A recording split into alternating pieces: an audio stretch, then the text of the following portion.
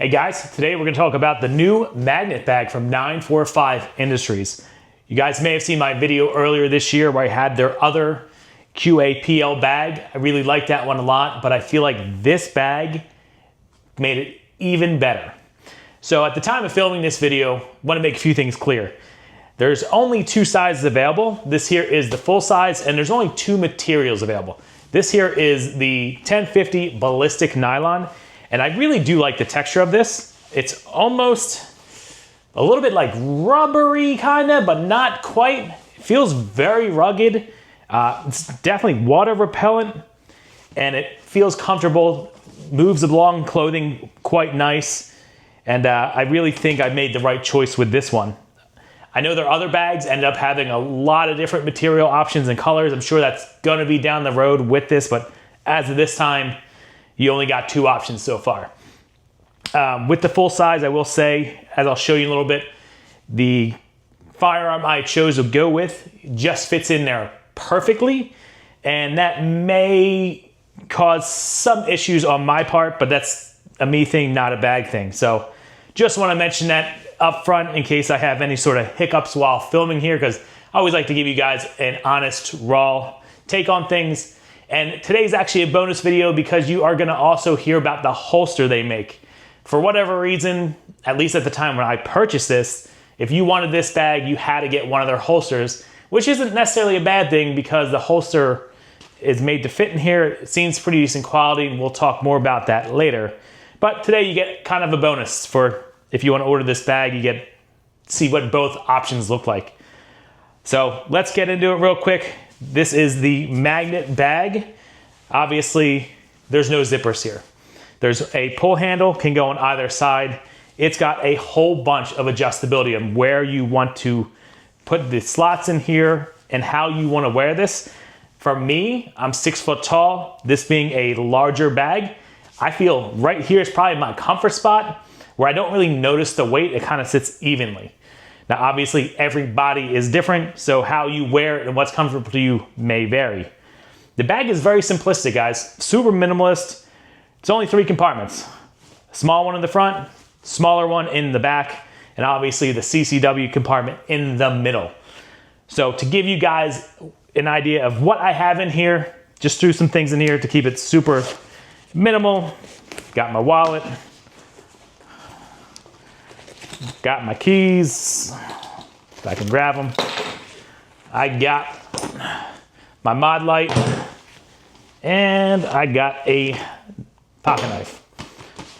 Super tight pouch, won't really fit a whole lot. It's really not designed for that. It's, you know, meant to be low profile. Could you throw some magazines in here? Absolutely. But if with all that stuff in there, it sat very nice and flush, did not feel bulky whatsoever. On the back side of this, there's a even smaller pouch. I'll show you some up close video, but it's basically like just Velcro. It's roughly the size of a phone. I don't know what else I would really carry in there. I don't think I really use it much for the phone. I like this sitting nice and tight to the body, but you have that option if you want to put something, you know, slim in there. As far as the CCW, we got the PDP F-Series Pro X. Yes, this thing is empty, and I did opt to get their additional single mag carrier. So some things I really like that they upgraded with this bag over the last. On the inside, you get all this MOLLE here that has hook and loop, so you really can customize this any which way you want. My previous bag only had like a small strip on the bottom, and not that it bothered me, but I like having more options because more is always better, right? On this side, you got Velcro here, you got the holster. Let's take that out. Man, that's a good, strong feel there. I've not taken this out since I first got it. And I will say that is secure. So talking a little bit about the holster, it is meant for this light. The retention is snug. I backed these screws out a whole bunch, And I will say it is very snug. I'd prefer that over something too loose, but obviously that is with this light disc gun combo. Results may vary for other options. The two retention screws down here are what you have for adjustability, and the back is basically, it's just screwed to this big piece of hook and loop, so you can set it any which way you want in here. What's nice about this holster is that it is universal. I can use this in any other bag that has this setup. So when I found out I had to buy a holster with it, it wasn't the end of the world because I can use it in anything. So I wasn't too disappointed. I will say the only real negative I had about this holster is it kind of looks a little blue. On their site, it looked very gray, and it's not a deal breaker, but be warned, if you guys see color on there, might not look quite like the pictures. So I was a little shocked when I saw them, and I'm like, oh, that's a blue hue to it. I don't remember ordering blue. I went back, looked at the website. I'll show you guys a picture of it, what I saw on the website, but a little weird. So I think the holster is a good holster. Works pretty all right. I mean, nothing crazy about it. I think the craziest thing is the fact that it has Velcro on the back. If you guys know of any other holster companies that you think make a better holster than this, specifically for bags, let me know in the comments below. I'm always interested to find more of them. For the longest time, I was kind of stuck with Crossbreed. I've had some mixed feelings on them, so I've had some minor issues, but always open to learning more about what's out there. Now, I will say, one of the things I would strongly suggest if you're gonna get this bag is not to run it like this, full open. There's a little clip in here, and I'll set this back up so I can show you. This little clip, which can be placed here, here, basically anywhere. You got like 4 different slots. But I'll set this back up and show you guys in a second. That clip kind of retains it so it doesn't fully pop down. And when you do that, it keeps it that much more discreet. Now I will say, a lot of you were probably thinking, just the way I was, like, how strong is a magnet? It's a pretty good strength right there. You gotta really break that seal to get it to go. In fact, when I first got this bag, before I even put anything in it, I went to my wife and kids, I said, hey, tug on this. Can you guys open this? And it takes a specific amount of force to really break that seal to get it to work. So that gave me peace of mind. Also, I think it's worth mentioning, this can come off. You can just grab it and break it. So if you don't want that strap hanging out, you think that's gonna bother you, easy enough to remove. So let me set this back up. We'll go over how it looks with the clip in there and how I think that's probably the best way to carry it. All right, so we got that clip set in now, and I will show you when you pull, it stops right there. It also helps reseal it perfectly. I will say the one thing to be aware of, the magnets are strong. So when you go to reholster, it gets caught on that magnet. So when you draw that, draw quick, draw it right. The magnet should not interfere, but reholster, and you're gonna have to be extra careful because it does want to grab that lip, especially in the setup I have. I personally really like having that secure with that clip right there because it kind of, it makes it that much harder for this to accidentally fall open. Not that I think it would accidentally fall open, just gives me that much more peace of mind.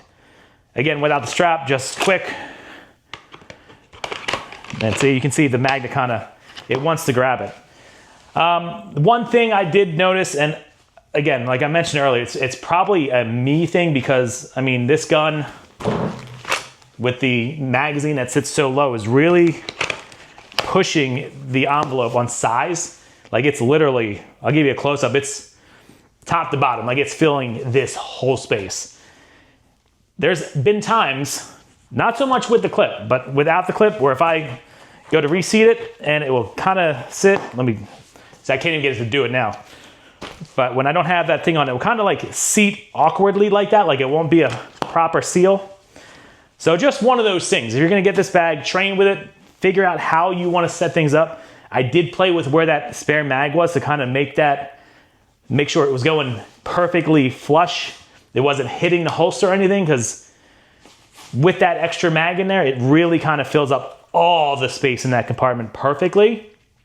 So depending what you're gonna carry, depending what size you go with, if you have a mag in there, you know, you got a whole lot of different options. But I just wanna make sure you guys are aware of that, because you might see that and be like, oh, what the heck, this thing's messed up. Now, there's a chance you might bump it and not have it sealed properly.